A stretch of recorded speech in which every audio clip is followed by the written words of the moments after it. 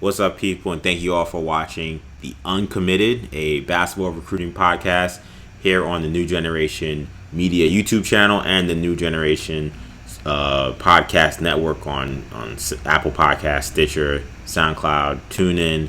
I'm your host, EJ Stewart. We got a great show for you guys today. We'll be talking about the shocking commitment of Makur Maker to Howard. This not just sent ripple effects through the basketball recruiting world, but also ripple effects through the basketball world, the sports world overall as a whole, as we kind of piece together and try to figure out what this means moving forward. We'll also be talking about Emoni Bates, who would have been the top story in any other situation, given his commitment to Michigan State.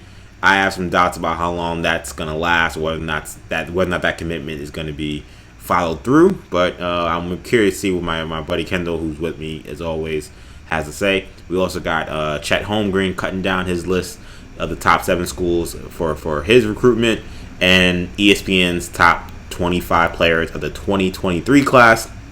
It does include Bronny, does include Mikey Williams, but where these certain players are and where they rank them was controversial, so we'll be discussing that. So Kendall, you joined me on this podcast. It's good to have you as always. What are you looking forward to talking about today?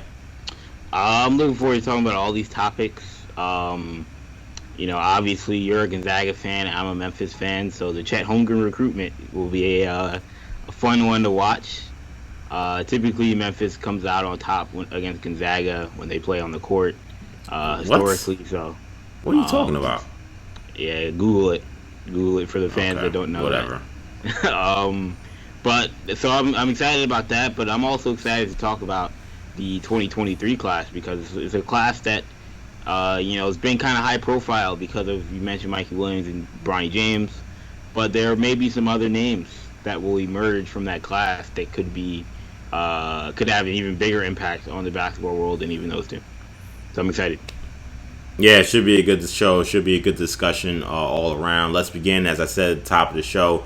Class of 2025 star Makur Maker really made a shocking announcement when he said that he would be committing to play college basketball for Howard University. Maker is the highest rated recruit to commit to an HBCU since ESPN has been ranking recruits and established its recruiting branch in 2007. He's ranked right now at number 16 in the 2020 class. He said in a statement talking about his commitment, quote, "I need to make the HBCU movement real so that others will follow. I hope I inspire guys like Mikey Williams to join me on this journey." Kendall, how surprised were you by Maker's decision, and what do you think? What do you think about this whole situation? This is a guy who had put his name in the NBA draft, so this was very surprising to hear. Now he's committing to a college, and it's an HBCU.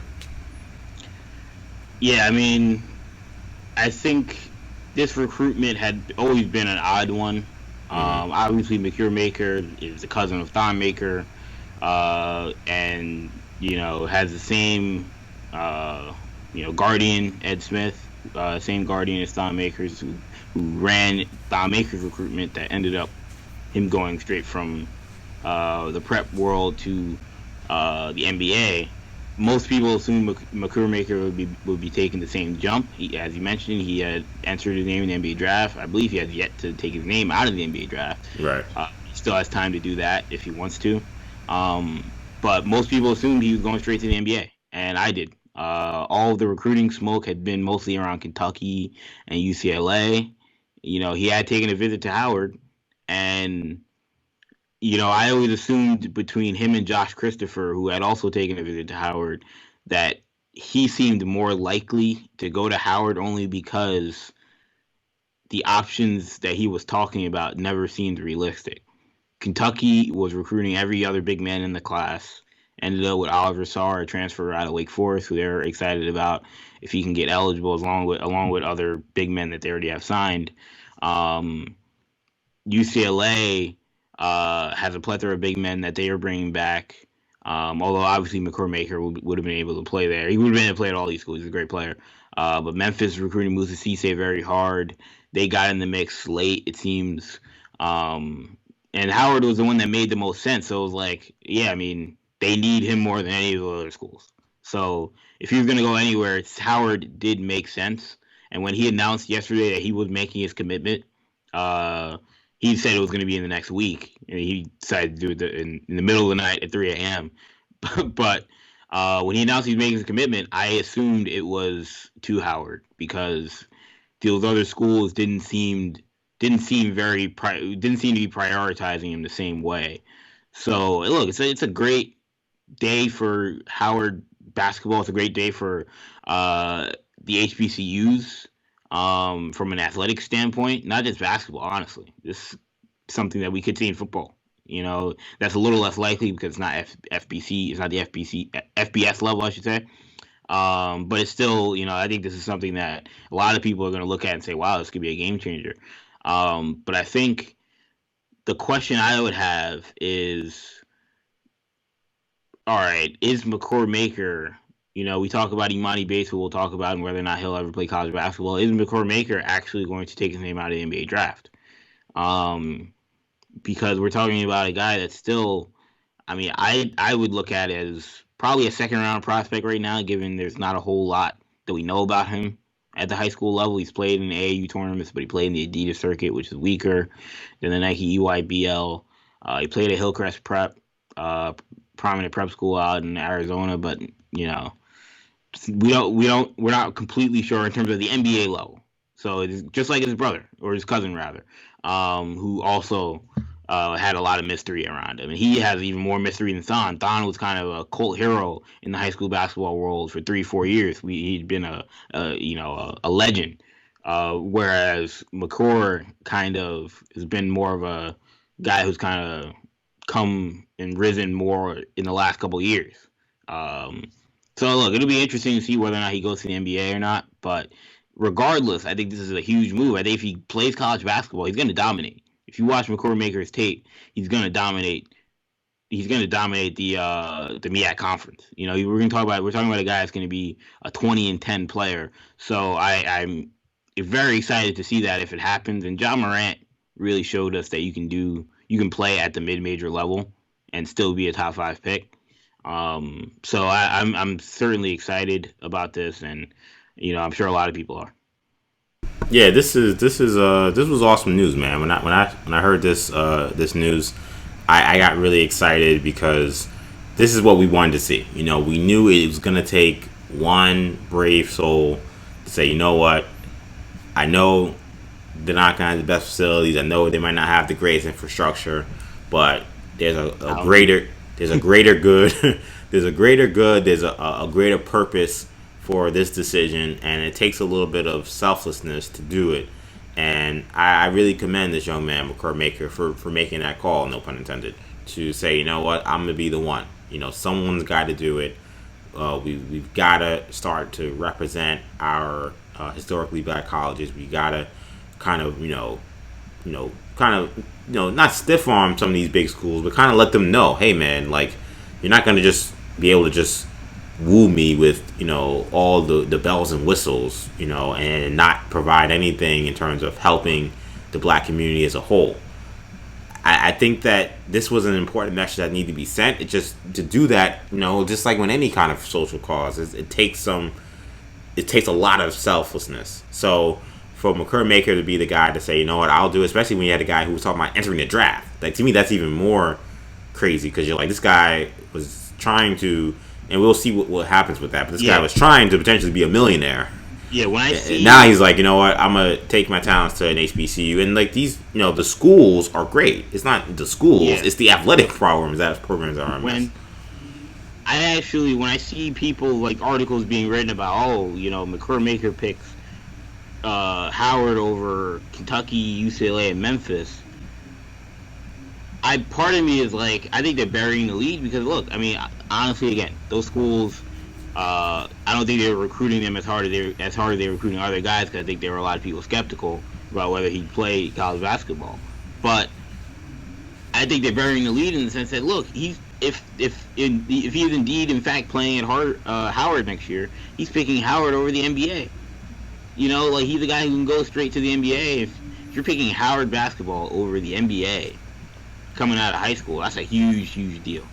So, not on top of some of those other schools. Look, I don't think, I think Memphis, again, I think they were focused on Musa Cisse, but it's still the fact that he had a standing offer from all three of those schools and he decided to go to Howard is it's a tremendous get for Howard basketball for the HBCUs.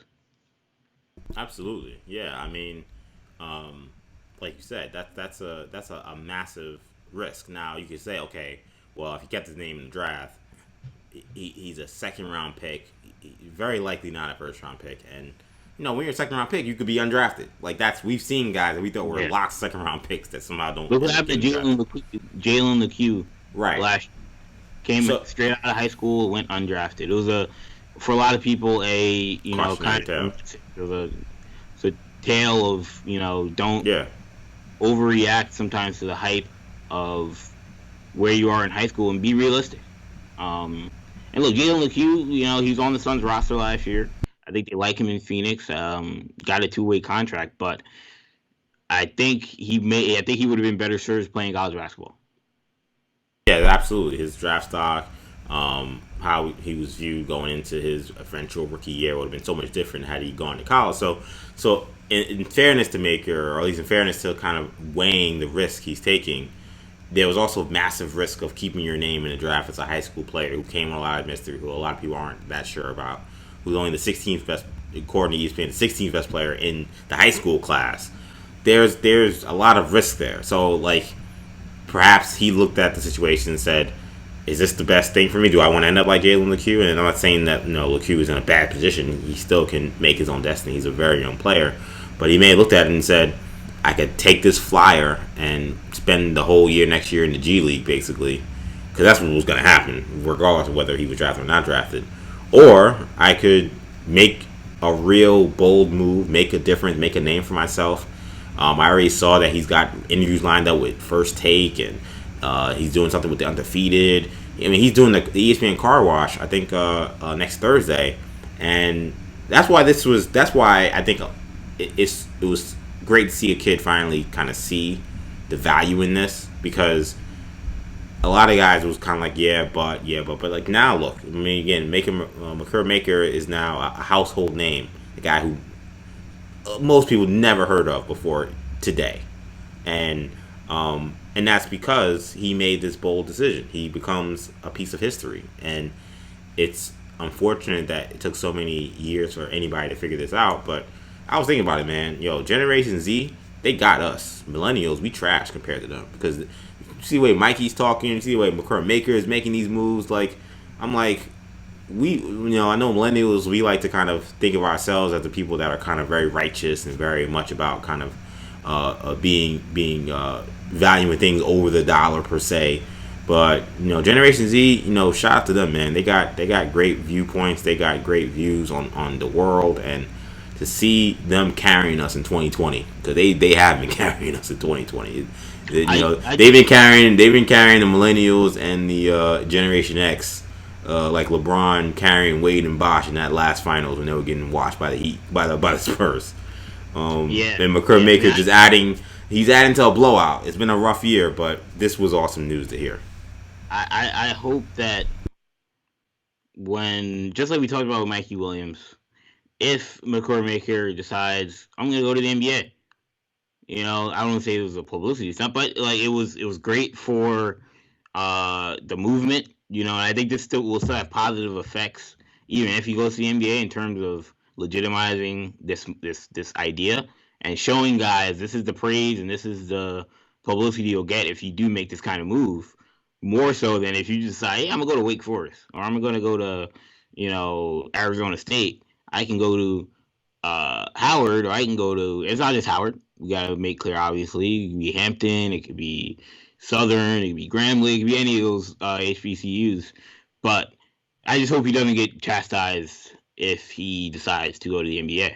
Oh, well, he will. I mean, unfortunately, that's our society. We love to say, ha, look at you. Like, we're all about collecting the receipts. So, and to be honest, I think that's why he's going to go through with it. I think he's at a position where whatever thoughts he had about going to the NBA, he's gotten enough feedback to realize that was not going to be a good option. So he's trying to come up with a second option, And he came up with a great one that I think was way better than anything he could have came up with, in my opinion. And I think it's very low risk. You know, we talk about the risk, but I think why wouldn't you? I talked about this with Josh Christopher. Like, why wouldn't you go to a school where you can go and average 25 points a game, 20 points? Maybe that means I'm disrespecting the level of talent, but you're not. He's averaging 20 points a game next year. Yeah, he is. I agree. Especially as a 7-footer, like mid-major guards. We were talking mid-major guards are serious in any conference. You know, like in HBCUs and the MEAC SWAC. Yeah, they got. If you 6'1" and you playing D1 ball, you're nasty. Yeah. Newsflash to anybody who's ever played basketball. Watch those first 4 games between NC Central and Texas Southern. Those guards are nasty. The problem is they don't have big men. Their centers are 6'7", 6'6". Guys that I don't know where they found them. Yeah, they guys that are playing on the football team. They need to. They just gave him a jersey. Or they center. So now you have those guys trying to guard Makur Maker. Are you kidding me? That 7-footer with the handle of a guard? No way. He's gonna average 20 points a game next year, and it's gonna be fun to watch. And I think his draft stock could improve because of that. There will be people saying who is he playing against, but sometimes it doesn't matter. Look at John Morant. Yeah. And I don't know what Howard's schedule is like next year, but as we've seen with a lot of these guys that play at these small schools, all it may take is just 1 or 2 games against top-notch opponents, and people see, if maybe they got a non-conference game, they probably can get blown out by anybody that's good, because that's how bad like these low, the MEAC conference teams are at this point. Like, they're very low major. But they tend to play tough schedules. Yeah, because they got to get the money. That's the only way they get the bag is to just go play North Carolina and get beat by 50. Like, so they'll make $1 million off of it. So it's a win-win, I guess, for both sides. But yeah, he goes North Carolina, get beat by 30, but he puts 30. He puts up a 30-point box score, or they make the NCAA tournament in a 1-16 matchup. He puts up a really nice game. Like, people are gonna look at that tape and say, "Yo, when he played against elite level competition, he played great." And instead of some of these other kids who are playing against that kind of competition, 15 to 20 times a year in their conference. Maybe Maker won't have to play these guys 3 times. And he could have great games. And now we look at this and say, wow, man, not only did he kill it against all these other kind of mid-major, low-major teams, but then when he did get the chance to play against top-notch opponents, he shined. And he likely will, because he's not going to be playing with other top guys on his team. So when they play against North Carolina or NC State or somebody like that, he's going to be getting the ball every play. He's going to have every opportunity to eat. So, again, the limelight in terms of, like, making the tournament, being on ESPN every night, all that stuff, yeah, like, that's stuff you're going to have to sacrifice. But I agree. Didn't have it. I mean, he went to the tournament, but he didn't have the ESPN games. His games were all on ESPN Plus, when ESPN Plus was a bad investment. And John Morant started getting real talk about him being a top pick when in those early games against SEC teams with Alabama and Auburn, and like, yeah, they lost, but this guy he's unbelievable. Like, you watch the game, you see, like, okay, this guy is serious. He's the best player on the court. I was wondering who was the last guy that was a top 5 pick out of a legitimate mid-major before John Morant. And let's say Adam. I would say Adam Morrison, but let's even take out Adam Morrison. I feel like there are guys before Adam Morrison, or since Adam Morrison. Top 5 picks. Yeah, there's got to be somebody. I can't think of them, but I'm saying I feel like there are. You put me on the spot, so I'd have to look it up. Like Olo Candy in '98, it's a long time ago. The number 1 pick, but like it's rare. We have a guy from like a low major or a traditional mid major. Well, you have guys drafted in the top 10. Gordon Hayward, Steph Curry, but top 5. And I'm not saying Makur Maker is going to get drafted in the top 5, but I do think that something like what we saw from John Morant is going to open guys' eyes to, oh wow, I can get drafted in the top 5 from Murray State. Yeah, I can be the number 2 pick in the draft and win Rookie of the Year. Wow. So, I mean, it's great. You'd love to see it. Unless you're Barry or Coach K. Yeah, man. Shout out to to Makur Maker. If he does end up going to Howard, and hopefully we end up having some kind of basketball this season, best of luck to him moving forward. We're going to be excited to see how that all shakes out. It's a wonderful thing he's trying to do there. Okay, again, a guy who would have been the top story in almost any other day, but is relegated to the second story today.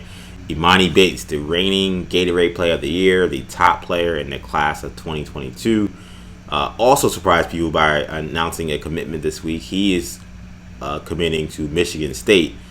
Now, I have great doubts about whether or not this will stick, because in the actual announcement that he made, the first words that came out of Bates' mouth was, "Who knows what the future holds?" But this is what I'm going to do for now. Basically, the first words were true. What are we going to do for the future now? That's different. But he said, "Who knows what the future holds?" But I'm announcing my commitment to Michigan State. So I'm almost like, I mean, that's like if I was Izzo, I'd be like, okay, thanks, I guess. I mean, it's better than not being picked, I suppose. But I can't feel confident in a player who's saying, "Who knows what the future holds?" when he's making it. Literally, the word is commitment. Like, imagine if you talking to your significant other and you're like, "I don't know what the future holds, but I think we should go out." It's not what you want to hear. So I'm sure Izzo was happy to hear that he was picked, but I think that he's probably nervous about whether or not he can actually get this to stick. Emoni Bates is from Michigan, so this is him staying within the state. Kendall, do you think that this Bates commitment will stand? I think there are more reasons to believe it stands than maybe more people are than most people are giving it credit for. I don't think the NBA one and done rule is going to change by the time he's eligible to play college basketball. And I think that's an important factor. I think 2 years ago, if you would have asked me, I would have said, yeah, that rule, the NBA is going to, by hook or by crook, make sure that rule is changed before Emoni Bates plays college basketball. It seems like they're really hardline on this idea of we want to have all these different concessions before we give you the one and done back, or take away the one and done. And it's they're at a stalemate, and there's been no progress. Now, in theory, that's something that can be bargained at any time. So they could, at the snap of a finger tomorrow, relent on that and say, yeah, you know what, we're going to get rid of that. And if the Players Association's cool with it, they'll be like, all right. So that makes you think that, like, in any negotiation, things, as we saw with baseball, things can be uber contentious until a snap of a finger. Everybody's fine, and the deal goes through. So right now, things seem very contentious between the NBA and the Players Association on that subject. But if the NBA has enough motivation, at the snap of a finger, they can change that rule. So that does make you think there's a possibility. But as of right now, I would predict that rule doesn't get changed. And if it doesn't get changed, I think there's a good chance he plays college basketball. He made quotes to Jeff Borzello of ESPN talking about how the G League route isn't really for him. It's not something he really wants to do. I feel like he's probably, or his dad and his people have probably talked to the G League at this point. I'd be shocked if they didn't. If they hadn't, then I'd be like, Rod Strickland, Sharif Abdul-Rahim, what are you guys doing? Get on the phone. But assuming they've had communication, I would think that they've already communicated what kind of number they would offer to the Bates family. And if that's the case, and they still decided to commit to Michigan State, I don't think he's going to the G League. And because most people would assume, oh, the G League is going to offer that dude $1 million. It's an easy investment. He's by far the biggest guy, the best guy you could have for that program. So I'm not going to say it's likely that he plays at Michigan State, but I wouldn't say it's a 0% chance or a 5% chance. I think Michigan State made a excellent investment, because if you don't get Emoni Bates, then you just tip your hat and say, wow, it's unfortunate, but we're Michigan State, so we'll still be competitive. They're never made by one player. They were just as competitive last year with Josh Langford as opposed to without him. Josh Langford was their second best player on the team. So I think, but if you do if Emoni Bates does decide for whatever reason, yeah, I'll play college basketball. Well, now you have a guy who seems to be the second coming of Kevin Durant playing in Tom Izzo's system with probably other senior laden with a senior laden roster or other 5-stars because other guys are gonna want to play with Emoni Bates. So I think this is an excellent deal if you're Tom Izzo. And look, Emoni Bates making an early commitment, surprising people on SportsCenter. I think the straw that broke the camel's back was when last week we had the 2022 class. It was their first chance for coaches to actually call or text recruits directly. And a lot of guys were breaking this is the first school that called me at midnight to offer me a scholarship or say they want me or whatever. And Emoni Bates, most people assumed he's not going to get a whole lot of calls, but he'll get one from Izzo, he'll get one from Juwan Howard, he'll probably get one from Calipari. Juwan Howard and Calipari did not call him. It was only Tom Izzo, which is kind of messed up because you're like, man, this guy Emoni Bates, the only school that even recruiting him is Michigan, but Juwan Howard also waved the white flag because he's like, I'm not competing with the G League and Michigan State. So once that happened, I think he was considering both Michigan and Michigan State. I think he's going to give Juwan Howard a chance, but I think once Juwan Howard started recruiting, he's like, well, I'm not going anywhere else. I'm not leaving the state of Michigan, so it became an easy choice. Yeah, I mean, I think that tells me that there's got to be something going on behind the scenes that we don't know. Yeah, somehow it became Michigan State did something that got them an inside track that was insurmountable, and I can't imagine. I don't know what it is because I was going to ask you: this is probably has Izzo ever gotten the number one guy in the country? No, right? Like, I mean, that's he's been coaching for a long time. That's a bold statement, but I think we have a good enough recollection of the kind of players he's brought in, and even his best recruits. I mean, the only guy I could think of that was close may have been Zach Randolph. I don't think he was number one. Yeah, I couldn't tell you. Like consensus, clear number one. Like that's the only guy I could think of. I was like, he was close. He if he wasn't number one, he was top 5. Right. But he may have been one of, if not the best freshman in college basketball. Yes, but that was true. I watched him play. Yeah. So, but went to the NBA. Yeah. So Izzo hasn't snagged this kind of guy before. So to me, that tells me that there was.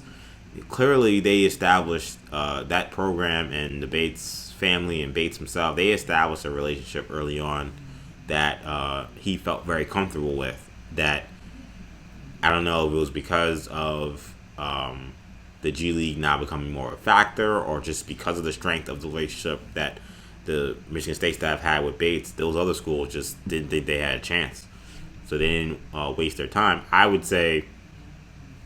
I also think that, to me, they all think it's early.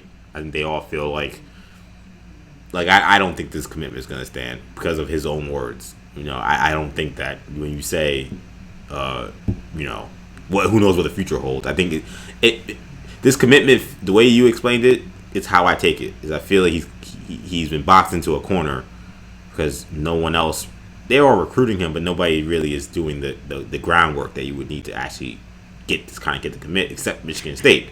Right. And he can't commit to the G League now, and he doesn't sound like he really wants to do the G League.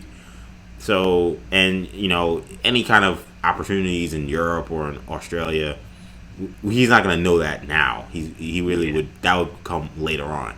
So he wants to play high school basketball. He's not going to do the Jeremy Tyler and say, you know what, I'm going to just spend like 4 years in Japan. Right. Yeah. So even if he changes his mind, he's not going to get a good enough offer at this point in time to make him even consider that. So that's off the window. So Michigan State was the only place there. Now you could say, well, why would you commit so early? I think for him it was like, why not? He seems to be the kind of kid that I don't know. He just seems to be the kind of kid that's like very much like matter of factly driven, and I don't think he's in this for the flash. No, I don't think so either. That's not the impression I get. There are some guys, obviously we don't need to name names. There's some guys where you wonder, like, all right, they put more into their announcement. They put so much into their announcement, and it's more like into their brand. Right. Like, yeah. I think him and his dad are cognizant of, his talent level and his and what he's worth. and things of that nature. But I don't think like, they put their joint in ESPN, but you could tell like his body language wasn't like, Yeah. oh yeah, where's the camera? He kind of was like, yeah, I guess I'm doing this. Yeah, he kind of didn't look comfortable even being in that situation. I guess I'm not saying that he's Kawhi Leonard, but I did get Kawhi vibes from him during that, that interview. And it's funny because like you get these kind of players who are these big phenoms. Typically, in basketball at least, they come with big personalities. Right. Even if they're polished, like someone like LeBron James, like he was polished, but he had a personality. He was not shy of the camera. Emoni Bates is not like those guys in terms of a personality standpoint. He seems to be social media follow. Yeah, he seems to be a strictly business kind of kid, which is great. I love that about him, and I think that's why probably the Izzo brand, attracted him, because you don't like if you're a one and done guy, you're talking about I want to just put myself in a position to get just the most love and the most most support from a coach in like a selfish way. Izzo's the last guy you ever think about playing for, because Izzo coaches everybody like they're the 15th walk on the team. That's why he doesn't get one and done guys. Right, because those guys know they're not going to get that kind of support. Exactly. In the one and done era, the only one and done recruit that Izzo's ever gotten, from my memory, is Gary Harris, who stayed 2 years. Stayed 2 years, yeah. One and done. And he got Jaren Jackson. Yeah, and he got Jaren Jackson. I'll give him that as well. Yeah. Jaren Jackson's probably better than people expected. He could have. But I think some people expected he'd stay more than 1 year. But like those guys, especially Gary Harris, but even a little bit of Jaren Jackson, are kind of wired like Emoni Bates. I would agree with that. Yeah. Not guys that are super flashy in their personalities. Jaren Jackson's a smart kid. He has personality when you talk to him, but isn't somebody that's gonna go out of his way to be flashy about things. So, I think Emoni Bates fits the Michigan State brand more than he fits the Michigan brand. If the Michigan brand, if Juwan Howard wants to kind of reintegrate the whole Fab Five era of Michigan basketball, I don't know if that's what Emoni Bates necessarily wants. No, I don't think so. I don't think that's so. Yeah, I don't think he's that way at this point. But again, I will stress that I think. Sorry, Josh Christopher fit that brand more, which is why he almost went there. Emoni Bates maybe fits more of the Michigan State side. Yeah, and I say all that while saying I think at this point, Emoni only being 16, I think that this made the most sense. I still think there's going to be a lot more at play. I think as the other schools start to realize, hey, he's not really going to go to the G League, and professional ball is not an option because there won't be the end of the one and done era. Yeah, you're going to see some of the usual suspects, I think, start to make an extra push. You're going to start to hear your Dukes. You're going to start to hear your Kentuckys back into it. Like these other schools, yeah, they're going to get involved, and it's going to be interesting. I think that he could end up at Michigan State, but do I think he will decommit or at least open up his recruitment again? I do think that will happen. I can't see a kid that's that good and that will be that highly coveted, though he maybe wasn't in the initial opening of the recruitment period. I can't see that commitment standing like that. I don't. That's just how I feel right now. Let's move on now to talk about another top player, another top underclassman who now will be a senior this year, Chet Holmgren. The class of 2021's number one player has cut down his list of schools. I'll give you those schools right now. There are 7 of them. It includes Gonzaga, Minnesota, Georgetown, North Carolina, Memphis, Ohio State, and Michigan. So far, Kendall, who do you see as a leader in the clubhouse when you look at this field of possibilities for Chet? Yeah, I mean, when you look at Chet Holmgren's recruitment, he's taken visits to Ohio State and Gonzaga, and I believe Georgetown. I don't think he's taken unofficially. I don't think he's taken visits to, certainly not taking visits to Michigan or Memphis, because they've gotten in more recently in terms of really pushing. And I don't think he's visited North Carolina as well. Minnesota, I'm sure he's visited the campus. I can't confirm that, but he's from Minnesota, so I hope so. If you're a Minnesota fan, but um, but no, I think this is a recruitment that is very strange because another player that you're talking about, a guy that's number one from in most people's eyes in this class, assuming Kuminga follows through his reclassification. We're talking about a kid that's the number one player in the country. Um, Certainly a top 3 player in the country for the class 2021, and really no blue bloods on his list besides North Carolina. And North Carolina is an up and down blue blood when it comes to recruiting. Some years they're great, some years they're not. But right now, to me, the way I'd handicap this, I think this is a Gonzaga. When you think about Jalen Suggs, his high school teammate, having committed to Gonzaga for this season, another 5-star, that's a great sign if you're a Gonzaga fan for next season. Assuming things go well with Jalen Suggs this year, you would think they'd have an inside track. Of course, you'd have to hope that Jalen Suggs continues to play at Gonzaga, but I think Memphis has made an extra push on Chet Holmgren. They tried to get in last year, and they've doubled down on that this spring. And I think the other factor that hasn't been included in this, I do think there's a chance that he just decides to go pro. In what regard, I don't know what that means. Whether that's the G League or whether that's him going overseas. That I'm skeptical, or not skeptical, but I'm skeptical about his interest in playing college basketball when I see those teams on the final list for the number one player in the country. The last time I saw those kind of teams on the final list of a number one or a top 2 player in the country type of player, it was Jalen Green. And what happened with Jalen Green? He decided to go pro. So as a Memphis fan, you do become a little leery, like, well, yeah, we can get to the final 3 for Chet Holmgren, and it'll look great. We could be the final 1, just like we were with Jalen Green, but they could still decide to go pro. And, Jalen Suggs and Chet Holmgren's AAU coach came out last week and said, yeah, I think it would be great for those guys to just go pro. It would be a great option for them. And, it's very weird. There's very weird stuff to say from the AAU coach, but I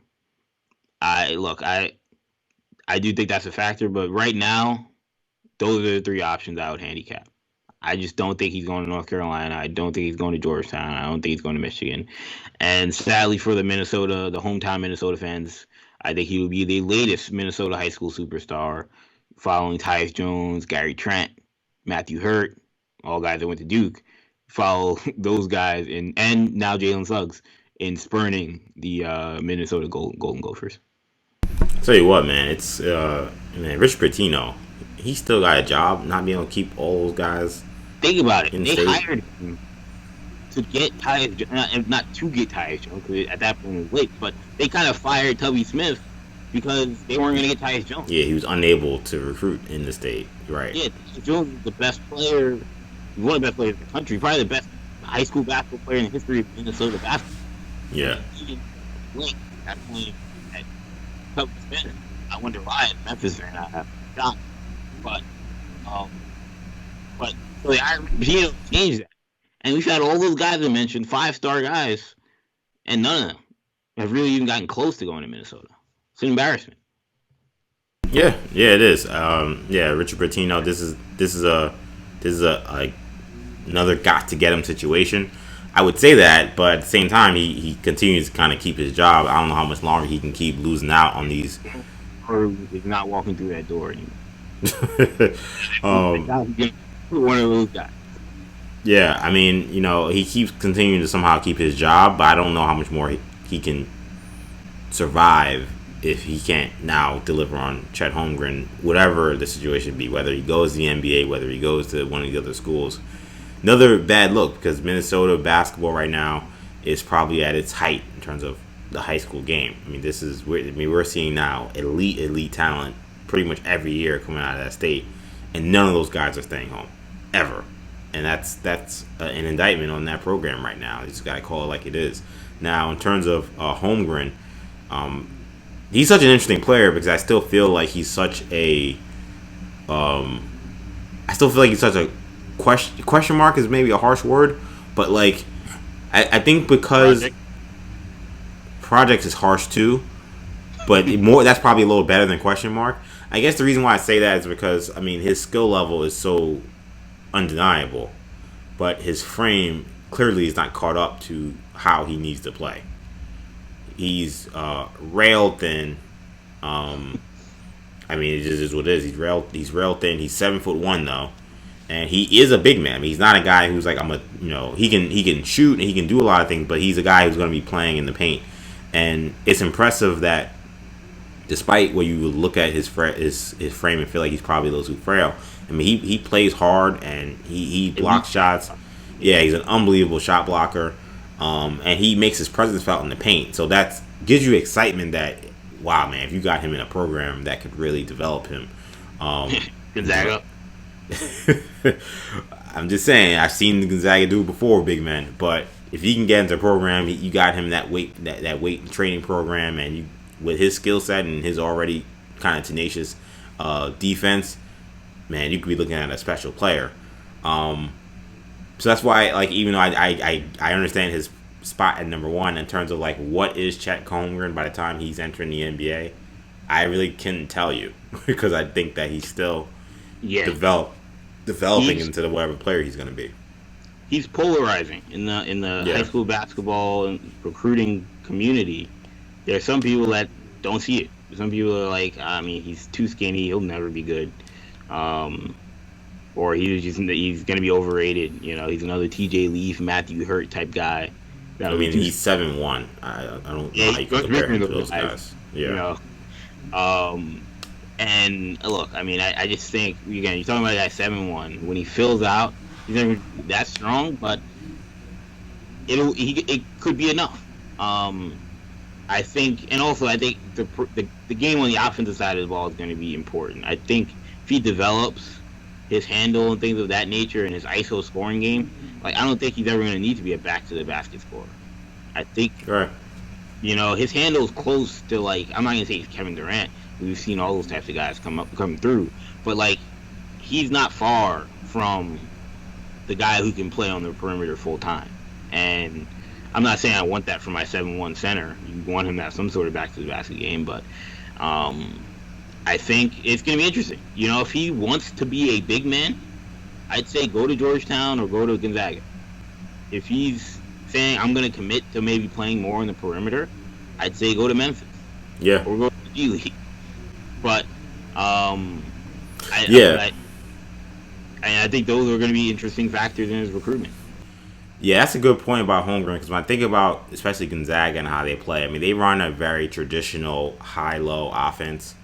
They're not going to be in a position where the big man is going to be, you know, isoing on the perimeter or getting really a lot of iso situations. They're a well-oiled machine, but they run a system, and it requires the big man to be very disciplined in kind of running the system and getting the shots that are available in the offense. And with Holmgren really kind of experimenting with his game and growing his game on the perimeter, how that meshes with how Gonzaga plays. Right now, I would say it doesn't. But I'd also argue that Holmgren needs to develop the kind of interior game that I think he would best learn at Gonzaga. I think that obviously, you know, playing under Pat Ewing with at Georgetown, you know, he's coached Dwight Howard, he's coached Yao Ming. That would be it.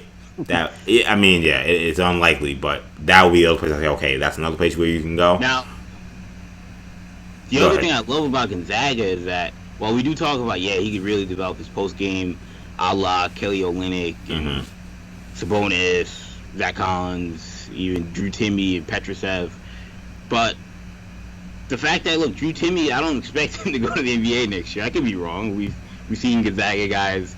You know, I would not bet wouldn't anything. Put it past him that he's the National Player of the Year candidate next year. All this time in quarantine, he's in that hyperbaric chamber that Gonzaga does, and who knows what comes out. But assuming Drew Timme is back, those guys could play in the front court together, and Drew Timme is a primarily post player. maybe Chet Holmgren does float on the perimeter with Gonzaga on the offensive side of the ball. But Timmy, I mean, if we're talking about their roster, I mean, Timmy is kind of that like stretch four talent. Like to me, he's way more versatile than Holmgren is. Like, I'm not. Yeah. I mean, Chet Holmgren, like at this, I mean, Chet Holmgren's a high school player. So. Yeah, I see what you're saying. But like physically, Drew Timmy by his junior year is going to be a bigger, stronger, Right, but I agree with that. And again, I just said I don't want to put past whatever Gonzaga does their players in the offseason. But I don't know if he's ever going to be Domantas Sabonis, who was just a hammer. The guy that Drew Timmy reminded me of coming out of high school, and I'm sure you watched him at Gonzaga more than I did. Yeah. But I got Frank Kaminsky vibes. So, whether or not he played like that last year, I do wonder if that may end up being his track once he becomes comfortable, and Petrushev isn't there. Like, he didn't have to do that because they had a guy like that who could play in the post. But I do wonder if, he does fill that Olynyk role, and can those guys play together? If not, if there is some overlap, then that would be the concern. Is they have big men. They have not just Petrushev, but Omar Ballo. Is he a guy that comes? They have other big men. So that's going to be something that we also have to look at with Gonzaga, where the school like Memphis, he's going to come in and be the guy. Yeah, Memphis. Yeah, Penny kind of recruits in a way in which he's just like, I got nobody here, man. So if I don't got you, if you don't come here, I don't know what I'm going to do. I mean, he finds a way to fill the spot every time, but he makes it very clear. You're my plan A, B, and C. So if Holmgren kind of wants to just be able to let loose and have full reign of kind of his game, I do agree that Memphis would be a good option. I would not count out North Carolina either. Every now and then North Carolina really kind of they hit a home run on some of these big recruits with Roy. Yeah, I can't remember last time Roy's gotten a great big man. It's been a while, right? Like a center. Yes, like a center. I mean, Tyler Zeller was good. Yeah, he was good. That's what I would say. I would say he was good. Was he a no one player type of guy? No. No. Yeah, I don't know if he's ever gotten that guy at the center. So but the fact that Holmgren's thinking about him, even because again, I don't feel like Carolina's ever in these conversations. Like, Georgetown's always in these conversations with these big men. Some of these schools are kind of always in the conversation with these big men. North Carolina isn't. So the fact that they're in it makes me think that he is seriously considering them, and that's going to be a team I think to follow because they're the most established program of all the programs that are here. And as we know, those are the programs. Sometimes you kind of like, because of sometimes the fit of these other schools or this one other school may be the hot name right now, we kind of just dismiss the bluest of blue bloods. But whenever Carolina's in the conversation, they're going to be heard. Yeah, and Ohio State's also an odd team on this list. I don't know if, he's just... I don't know what to make of the Ohio State thing. Yeah. But, they just haven't really been involved in any, kind of top 10 guys, really, since Chris Holtman's been the coach. But so, you are in a situation, though, where, obviously he's looking at, we got Gonzaga, Georgetown, Carolina, Memphis outside of the Big Ten. But remember, he is from Minnesota. So right. Michigan, Ohio State, Minnesota, that's all close to home. And, playing against kids he's used to playing against, family getting able to travel to these games more. So I'm sure that is a big reason why those schools are being mentioned. I think Michigan also I would not, because he definitely seems like the kind of kid I could see going to Michigan. I would not count them out either. I know we didn't talk about that. The moral of the story is don't count out anyone on Chet Holmgren's list except for Minnesota. Yeah, history shows us that Minnesota thing ain't happening. If you had to log in a crystal ball, we can't say crystal ball because that's copyrighted, that's trademarked by 247. But you have to put in a prediction for Chet Holmgren's commitment. Where are you putting that into? I'm a Gonzaga fan, so of course I'm gonna say Gonzaga. I actually do though think that the momentum with Suggs, the Holmgren thing we've been hearing pretty much, I mean, since it was established that he'd be. Yeah, when we started talking about schools, Gonzaga was the first team that was being mentioned. So it seems like Few has a mini pipeline at that high school, and to me, where Holmgren needs to be as a player, again, what's the best program I think to get him there after doing his 1 year? Absolutely, to me, that's Gonzaga. To me, if I was logging in to pick, I'm going pro. It's unfortunate because I hope he goes to. I hope he can play college basketball. So you think it's G League? Or do you think it's overseas? Safest bet. I don't see why a guy would go overseas at this point. So yeah, I'd say the safest bet is the G League, and I think the conspiracy theorist in me says, why aren't Kentucky and Duke recruiting? And you know, like, is it just because they don't buy it? We've seen that before. Sometimes these schools don't recruit a guy because the schools know more than the recruiting services that the guy is probably not worth it. And we say that, but I mean, you never know though, because sometimes, you know, these big schools and their aggressive, heavy-handed way of recruiting sometimes rubs families and parents the wrong way too. And you know, this is information I know off the record, so I'm not gonna name who the player is, but I know that Kentucky was very interested in a top player who was coming out in the last, let's say, 7 years. Since the one and done era. Calipari. Yeah, one of the top 3 or 4 players in his class in the one and done era. And I don't want to identify the player because I got this information off the record, but there's a situation where, however Calipari and UK was moving, did not fly with the family. And the family made it known very early on in that player's recruitment. My son is never going to your school. Get away from me. And I only say that story because when you have a situation where you're like, why is like Duke and Kentucky not involved in number one player? Again, some families don't rock with how some of these teams move, or some players don't like how some of these teams move for whatever reason. You know, I'm wearing this Ken Griffey shirt, and it kind of reminds me of Ken Griffey telling the story in that documentary about how he hates the Yankees, and it dates back to when his dad was playing for them. Like, there are little things that could happen that can make you just say, I'm never going to even think about that school. And those schools know. And they know, and they say, I ain't touching that guy because we did something that messed that up, and we're not even going to be involved.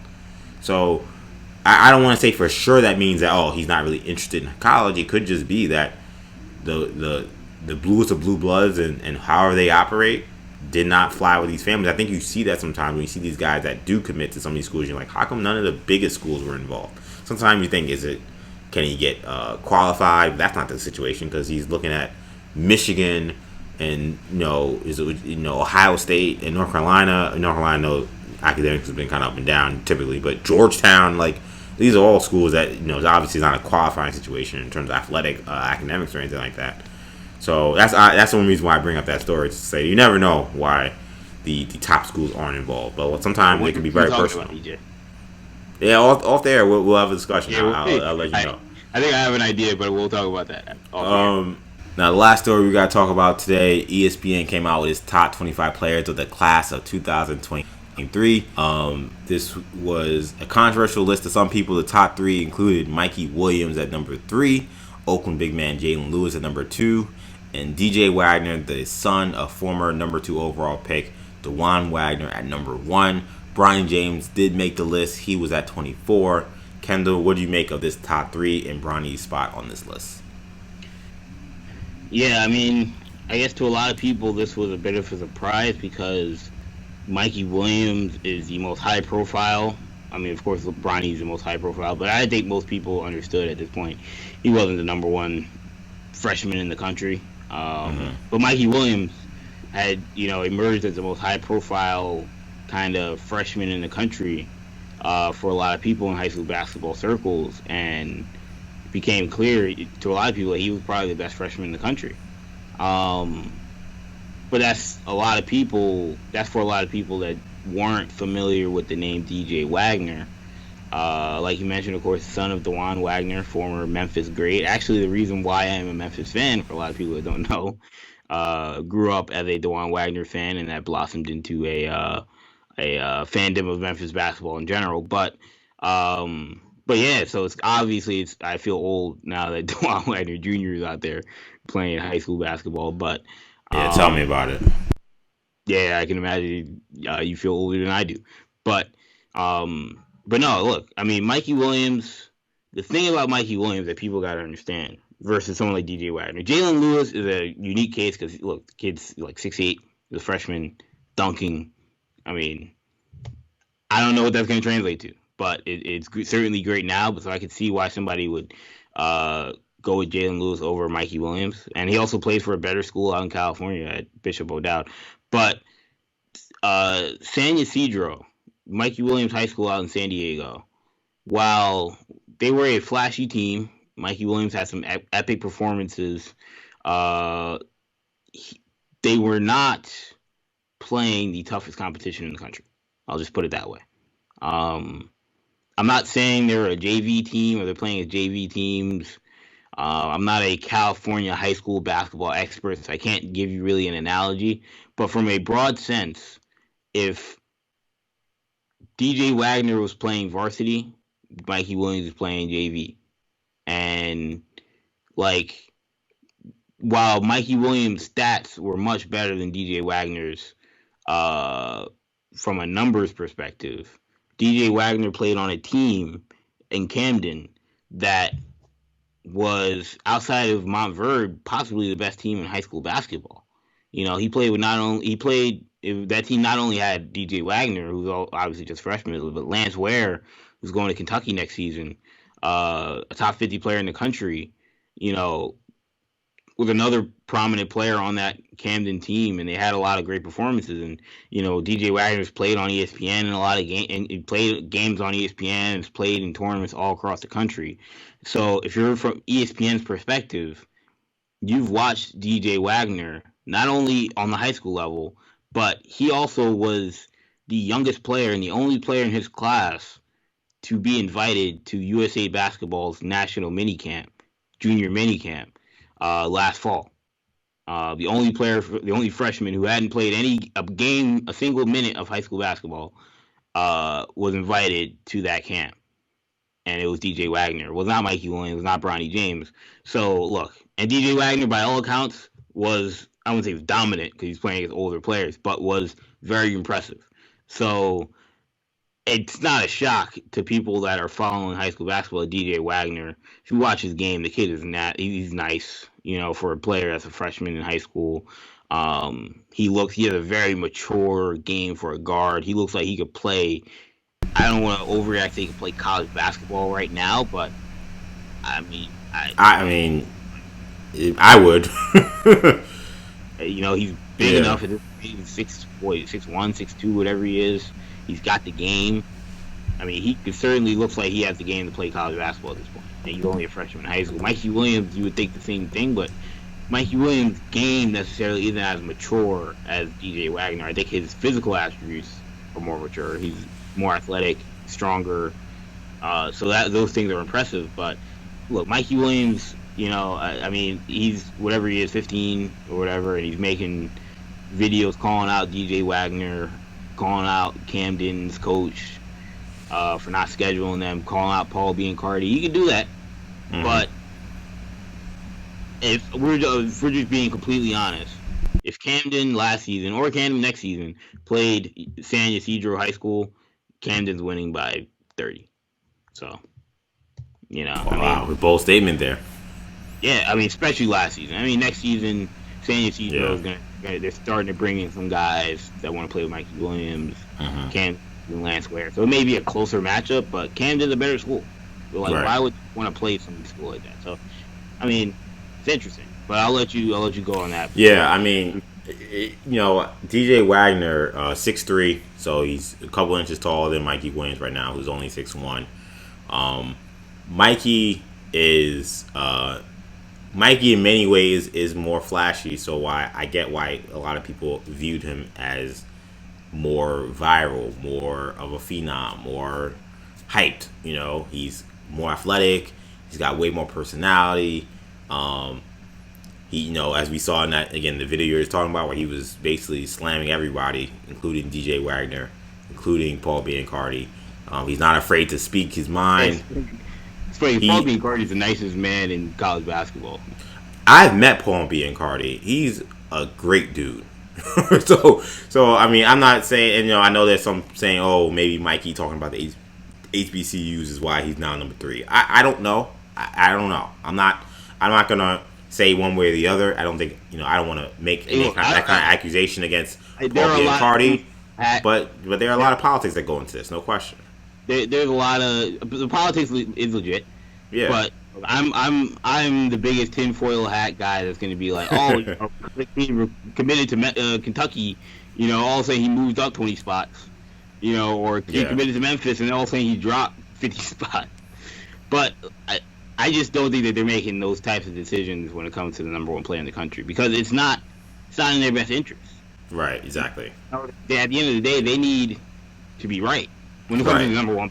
When it comes to and also I think 18 and 12, things can be fudged. And I also think that if the accusation that Biancardi is an arm for these college coaches, and this is them kind of punishing Mikey, well, that doesn't help their cause in getting Mikey to go to their school. So, which is still up in the air and still very well could happen.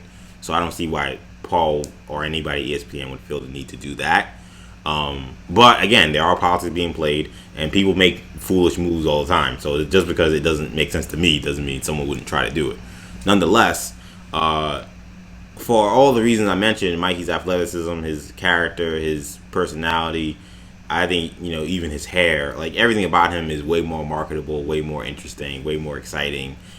He's from a bigger city, so that makes sense. But DJ is not someone to be underestimated as a prospect. I mean, when I watch him play, again, you talk about maturity. I mean, he does not play like a freshman. I know that's you say, well, what does that mean? I don't know how to describe it, but if you watched him play and you said, I showed you a 20-minute highlight reel, and then you'd be like, what school is he going to? Yeah, you'd be like, where's he playing next year? And you're like, that guy's a freshman, high school freshman. You'd be like, what? That's how polished his game is. And sometimes, certain guys are mixtape guys, but sometimes you have to have watched the full high game. School basketball.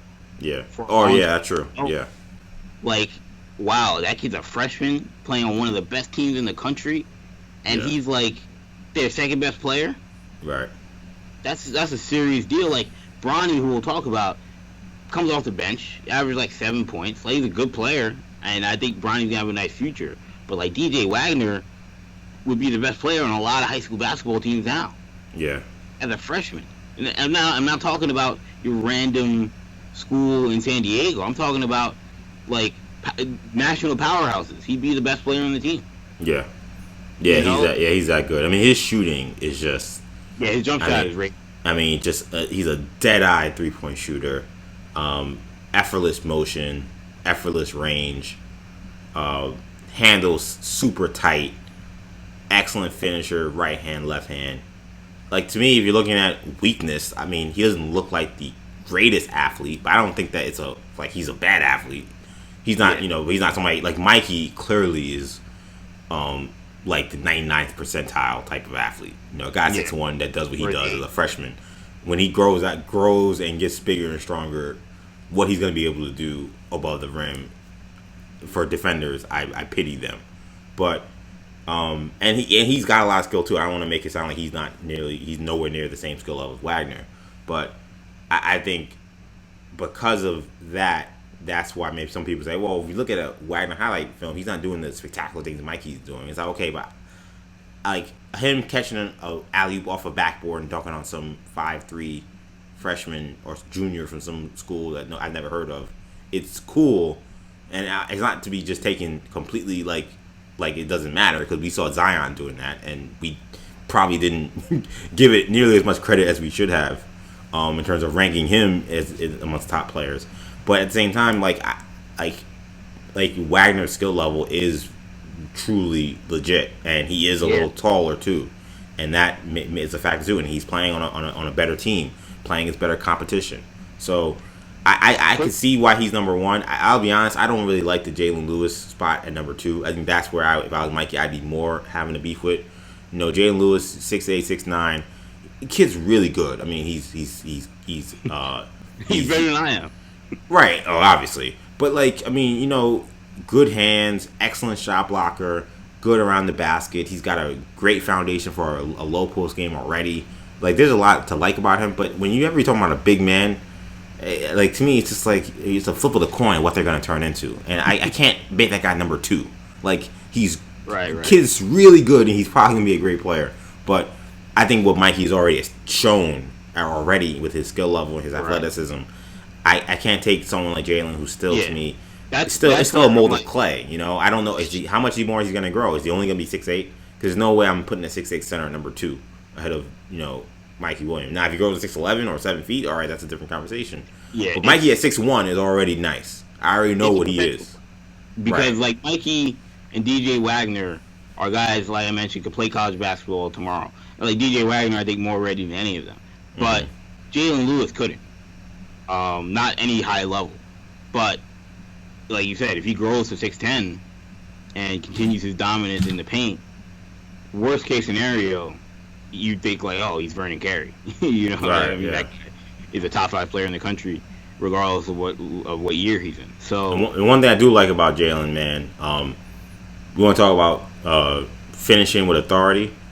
You know, I think his body's still catching up to the athleticism that he's gonna have, but I mean, this guy, because he's already throwing it on people in the paint, and I'm like, whoa, okay, now, you're only 6'8", fam.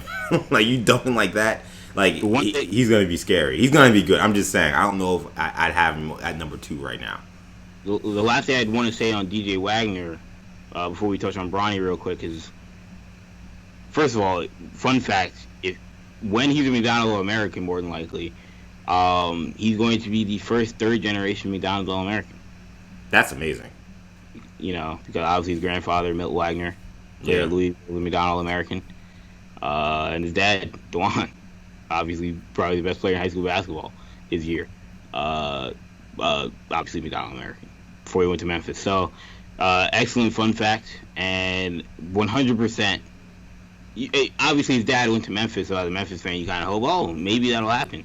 But almost 99.9% chance, if John Calipari is coaching at Kentucky, DJ Wagner will be at Kentucky. It's unfortunate. I gotta get a round of applause, by the way, to that fact. That was a good fact. Round of applause to DJ Wagner, the Wagner family. But anyway, continue. Yeah. But yeah, 99.9% chance. DeJuan Wagner, the way he talks about John Calipari, essentially saying Calipari saved his life by telling him to go to the NBA instead of when he wanted to come back to college. Because obviously had he come back to college, maybe he would have had the same problems he had in the NBA physically. Yeah, and would he have had the money and the medical resources to take care of it? Yeah, man, I feel bad for the people who didn't know how just ridiculously nasty DeJuan Wagner was. Like, DeJuan Wagner may still be the best high school guard I've ever seen. Wow. And that sounds crazy considering I've seen Rose, I've seen John Wall, I've seen some great ones. Brandon Jennings was great. DeJuan Wagner was just ridiculous. I mean, just handle, jump shot, athleticism, passing, strength. Like, just zero weaknesses in his game. Like, all those other guys, great players, but I could say, okay, Derrick Rose wasn't the greatest shooter coming out of high school. John Wall also not the greatest shooter. All these guards, Brandon Jennings, small, not that strong.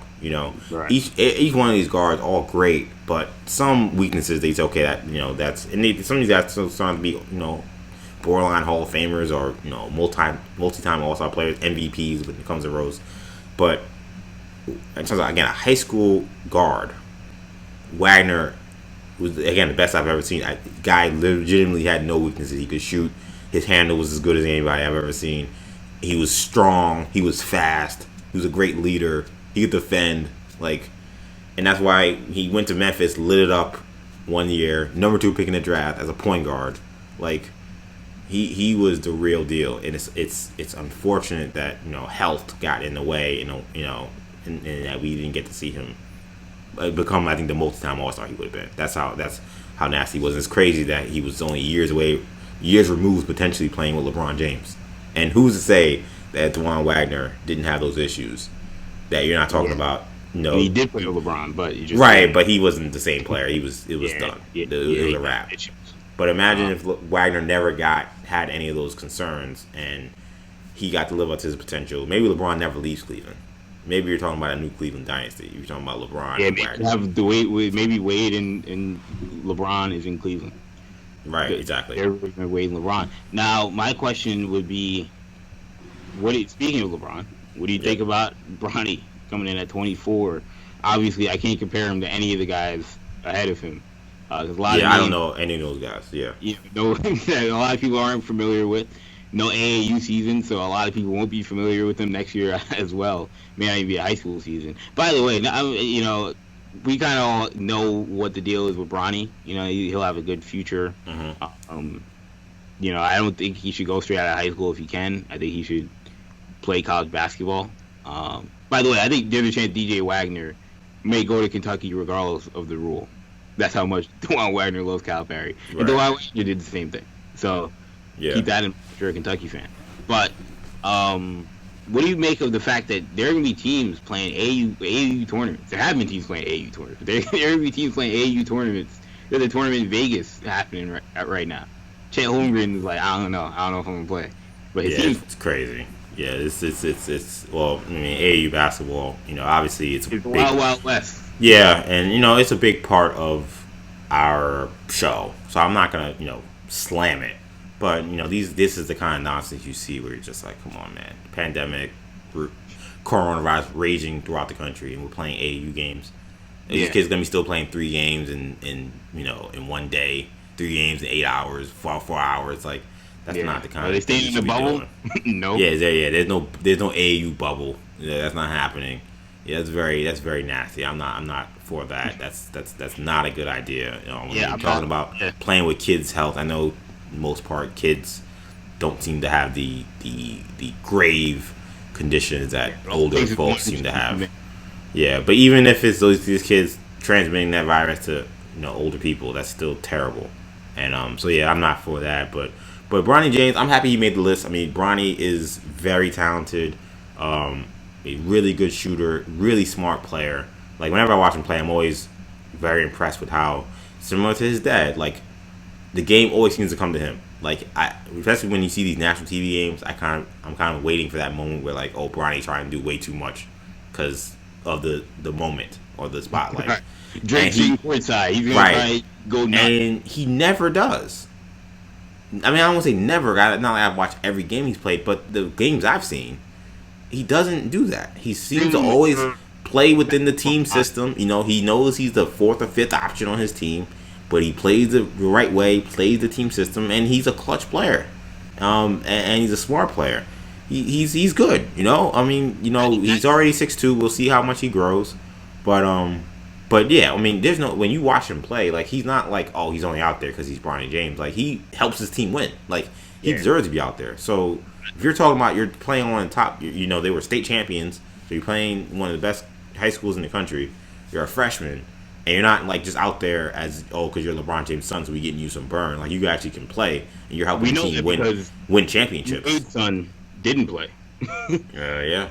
And his son was a senior. And Dwayne Wade, obviously was very vocal about, the coach, in a very LeVar Ball-esque way. Really? I didn't even know that. Oh yeah, he went on TNT. You don't remember this? He went on TNT. It was like right when the pandemic. They were playing the state championship or whatever, and they were talking about it. They were showing the highlight of Zaire Williams hitting a game-winning shot to send them to the state championship game, and. Adam Lefkoe, the host, asked D-Wade, was like, oh, yeah, you're going to be at the state championship game? D-Wade was like, nah. He was like, why not? Whatever. Shaq might have been like, why not? And he was like, I don't want to fight the coach or something like that. I'm not playing my son. I'm like, wow. But, so, yeah, D-Wade, not a fan of Sierra Canyon. if people didn't realize that. But Yeah, yeah, that's true. Bronny. All season, I've never seen. They made a big deal about Bronny and Zaire being teammates. Zaire It dealt was. with injuries. And LeBron was very, supportive at these games. I never saw D Wade at anything involving Sierra Canyon. I didn't think about it until just now. Yep. And LeBron, he talks about LeBron being one of his best friends in the world, and I believe him. I don't think he's making that up. Yeah. So the idea that he ain't showing up to anything with LeBron repping them that hard, yeah, that's a very personal issue. Yeah, exactly. He's close with Bronny, exactly.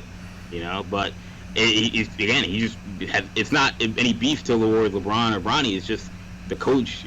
Anybody, any parent would be like, my son could be out there. If I don't like the coach, I'm not gonna. I mean, you can say I'm not gonna go, but like, I think he's seriously saying I don't want to fight the guy. But we see, that's not that's not an unusual thing in high school basketball. It's just normally not public to the entire world. What I do want to say though, last thing about Bronny is that very, like you mentioned, very high IQ player. Yeah. And basketball intelligence goes a long way when you're evaluating players, and he's got it. So look, some of the physical traits you don't know about yet, but he is LeBron's son, so you feel good about that. And you don't know how much he's going to grow, but he can shoot, and he's a very high IQ player. So I would not be shocked if he rises rapidly on this list. And he also plays for a premier high school and will be given the keys to that high school very soon, if not next season, by his junior year. So Bronny's not all hype. He's a legit player. Like, is he the best player in this class? No, but is he a legit All American type of guy who's going to be one of the best players once he's a senior in high school basketball? It looks like that's going to happen. You never know what's going to happen over the next some odd years. That's why these freshman lists are always weird to me, because like, I don't know what this guy's going to be like. That's why again, shout out to what's the name, to Jalen Lewis, but I'm just like, it's still such a mystery with all of these guys. I remember being in high school and seeing the guys that were ranked high as freshmen, and some of those guys, they weren't even in the top 50 by the time they got to be seniors. And it's not that there's nothing wrong with that. Like, they could be really good players, but like, other kids develop, other kids grow 5 inches, other kids, all of a sudden they could jump through the moon. Like, the whole puberty stage, like, it's so unpredictable. Some guys never grow. Like, it's so these lists are like, they're fun, but like, it's kind of like unfortunate, because like sometimes these kids didn't have to live up to something that they could never live up to because of circumstances that had nothing to do with them. They could work as hard as they want. As you know, UJ, I went to high school with multiple D1 college basketball players, and guys that all were in my class. A lot of them went D1, and I came in with guys in high school, some ranked in the top 100 in the nation, that didn't play any level of college basketball. Coming into high school, number one, top 100, and I've also seen guys. I've also gone to school with guys that have that weren't ranked on any list, that end up playing D1 college basketball. And I've seen guys that were top 50 in the country at one point as freshmen coming in, that played low major, mid major basketball. And there's nothing wrong with that. Now technically we're now playing high major, but it's impressive. But it just shows you that the ranking as a freshman is largely irrelevant. You could be a guy that's unranked and end up playing. You end up being a fairly big recruit by the time you graduate, or you could be a guy that was, top 100 and you don't end up playing college basketball. You end up switching a sport. Like, there's still a lot of time. So it's still very, very volatile, but we feel like we have a good idea on DJ Wagner, Jalen Lewis, Mikey Williams, and probably Bronny James as well. That's going to do it on this episode of the Uncommitted podcast. Of course, if you like this show, be sure to check us out on, of course, our YouTube channel, New Generation Media, as well as our various audio sources for our podcast. You can listen on the New Generation Podcast Network. We're on Apple Podcasts, Spotify, SoundCloud, Stitcher, and TuneIn. Also catch us on social media, Facebook, Twitter, and Instagram. Just search us, New Generation Media. You'll find us there. You can find me on Twitter, EJ_Stewart, and on Instagram, Action EJ. Thank you guys so much for listening in. Let me just throw in that, be on the lookout. If Musa Cisse commits, we may do a special episode. Yeah, exactly. Yes, you may have a bonus Uncommitted for this month, so be on the lookout for that as well on our YouTube channel, all of our podcast hosts. But for Kendall, I'm EJ. Hope you guys enjoyed this one. Take it easy, guys. Peace.